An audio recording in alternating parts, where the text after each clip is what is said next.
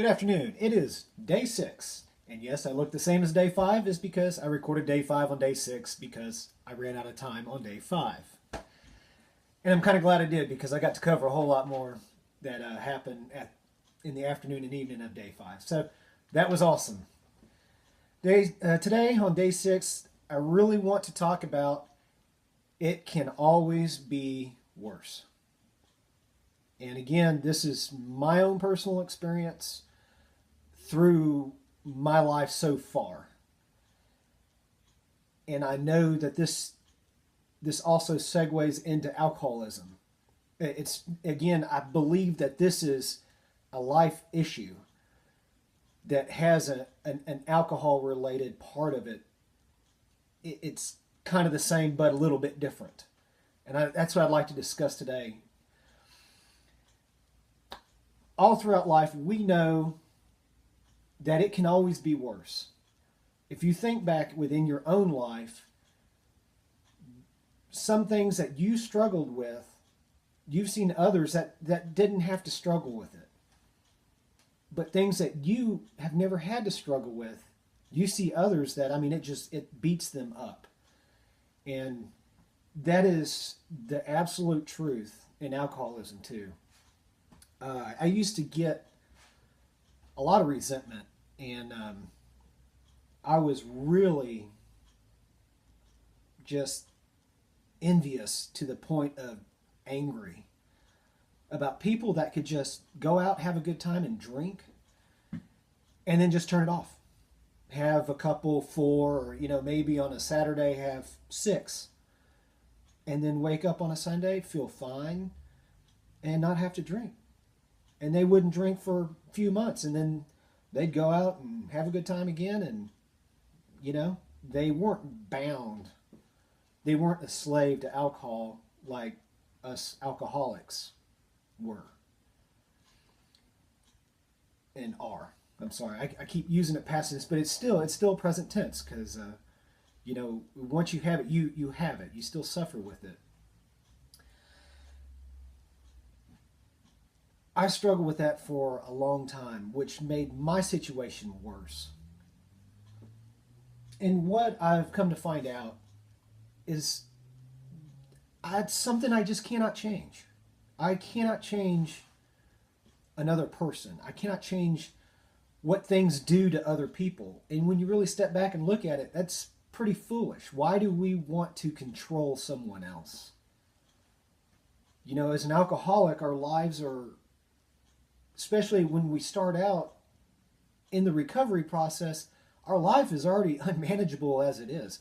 Why am I worried about someone else?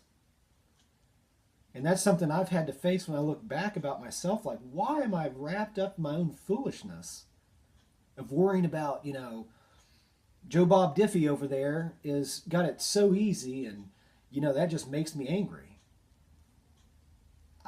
I still don't get it why I did that. And I am human. We're all subject to error. Good grief. I guess the day that I reach perfection is the day I will no longer be on this earth. I'll be dead. But I really don't understand it myself.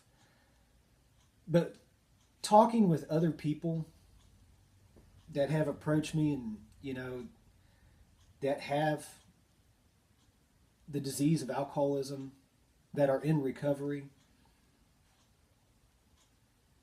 talking with them, I quickly have realized it can always be worse. I don't care how bad you've had it. I don't care if you've been to rehab like 400 times. There's always someone that's had it worse. And in this world, when we're recovering, when we're learning, what true life is and true happiness, it's not a Johnson contest of who had it the worst. And that's the most beautiful thing. The people that I come in contact with they're so open and so accepting. And I can just be me. I don't have to one up someone else. I don't feel the need to Oh yeah, well, they had. Well, let me see. No, there was that one. Yeah, that'll beat them. Let me go ahead and share that. That's foolish. That's the wrong reason. You know, we're striving to better ourselves. We're striving to put away this habit, to maintain this level of sobriety. You know, just pure and total sobriety, because we know what the other side leads to. And I'm so thankful because I could have had it so much worse. You know, I could have easily let it go on for another 20 years. And God only knows where I would be. And that's the thing that just sends chills throughout my body when I think about it. If I would have made it another 20 years, or 10 years, or 5 years. And I have to put it in that perspective sometimes. And yesterday, I forgot to include this with day 5, but it didn't really pertain to day 5. This pertains yesterday. this scenario from yesterday pertains to today, to this discussion. But yesterday I was eating lunch, and people have always told me, like, once you start recovering and everything, it'll just come up at the weirdest time. Where the urge and like the man, a drink would sure taste good right now. And they weren't kidding. I was sitting there and I got some Chipotle, which I love, and I brought it home and I'm sitting there eating and man, this is great. And I mean, the split second after I thought that, I thought, God, beer would taste good right now. Whoa, where did that come from? But I'm looking at and I'm thinking about it. I think it's 2 o'clock, man. Shoot, a week ago, and I've already been 4 deep by now. it was a foolish thought, but I had to kind of stop eating for a second, and be like, okay, wait a minute, now let's deal with this. And I had to think about, what others have told me from what they've gone through, and look back at my own past and what I've gone through, and is something like this really worth it? And it was a simple answer for me. No, it's not. And I know then I only had 5 days in it, and it wasn't even worth giving up 5 days for. And to be honest, it wouldn't even be worth giving up 1 day for, to me. Doesn't make it an easier struggle, but it's still a struggle. Across the board, it's still a struggle for everybody. It doesn't make it any easier, but it's how you handle it. I believe in my heart, it's how you handle it mentally. And I'm not a professional. I've got 0 college. I'm just, the only schooling I have is hard knocks, so it's just my own little personal experience and thoughts, and that's all this is. I'm not associated with anybody. I don't speak on anybody's behalf.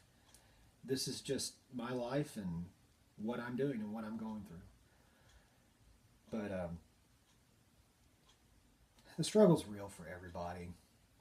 And I know as I progress and go through this, I'll learn more and more. And I want to maintain honesty,